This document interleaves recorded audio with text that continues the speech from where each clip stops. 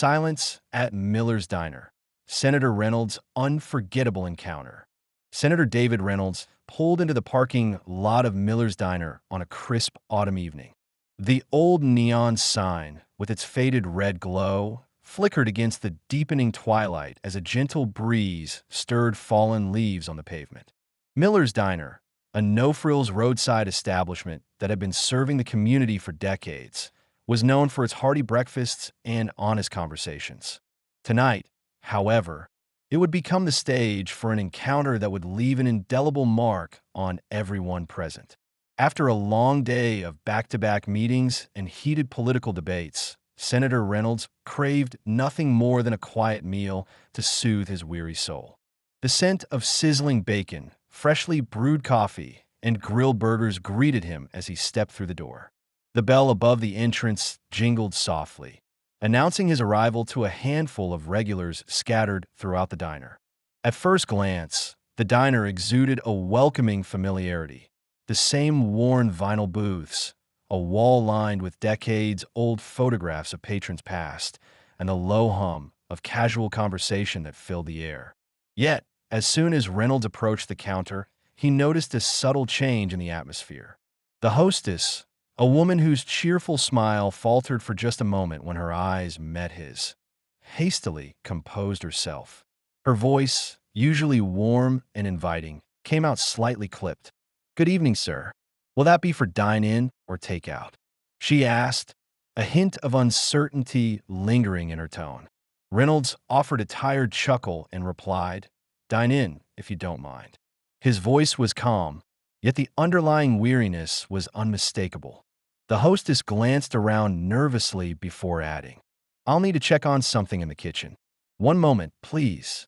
And with that, she disappeared through a swinging door, leaving Reynolds standing at the counter as murmurs began to ripple among a few nearby patrons. A man midway through his burger leaned forward, whispering to his companion, while a woman in a worn flannel set her coffee cup down a bit too forcefully, her eyes narrowing as if trying to decipher his presence.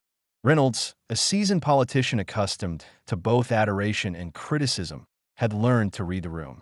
Yet something about the subtle dismissiveness in this small-town diner stung, a reminder that even simple places harbored their own biases.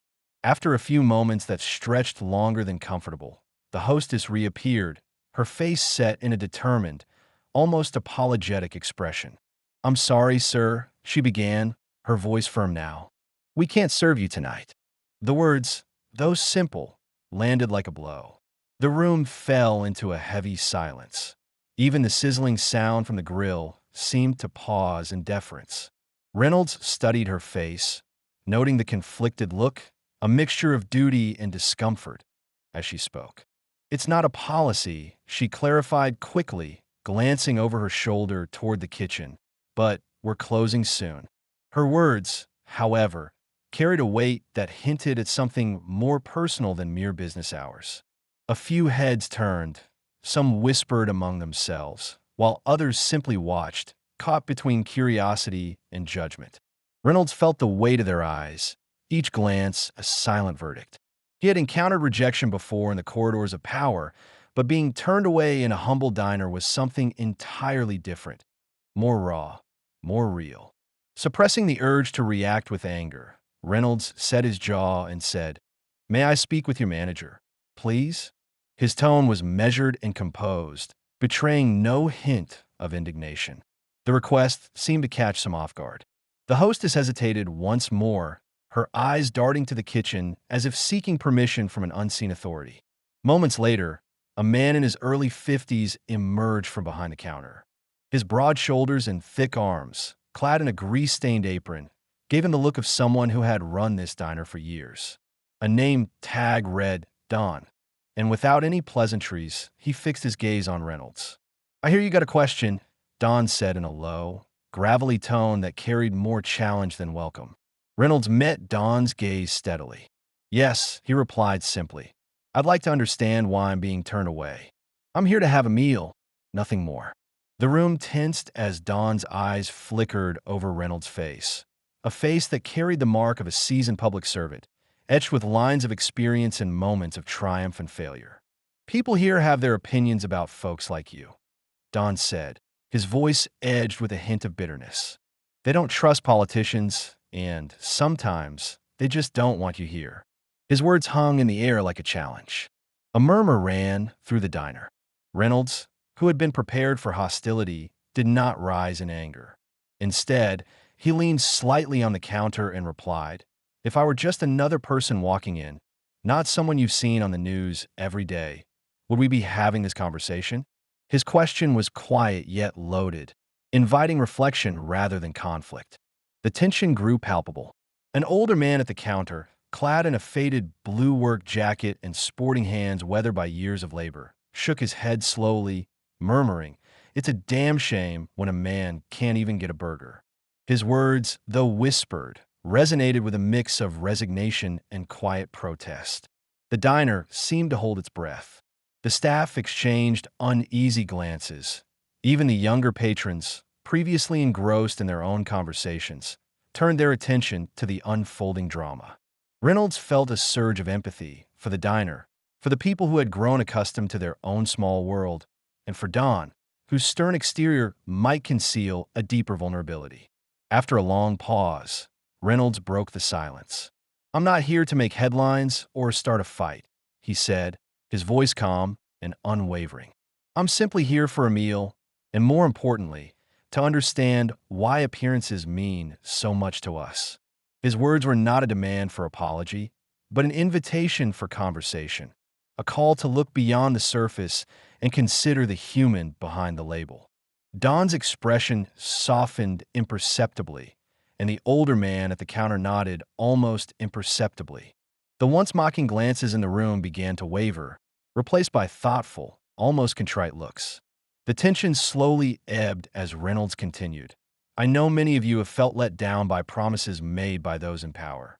But judging someone solely on their appearance, without truly seeing who they are, does nothing but widen the divide between us." A brief silence followed as the weight of his words settled over the diner. Then, from the back of the room, a young man with a furrowed brow and arms crossed muttered, "This isn't about politics, it's about respect." His words, though barely audible, seemed to echo in the hush that had fallen over the space. Finally, Don exhaled, rubbing the back of his neck. "All right," he said, voice softer now. "You've made your point. We'll serve you." A collective sigh of relief and a few claps echoed faintly among the diners.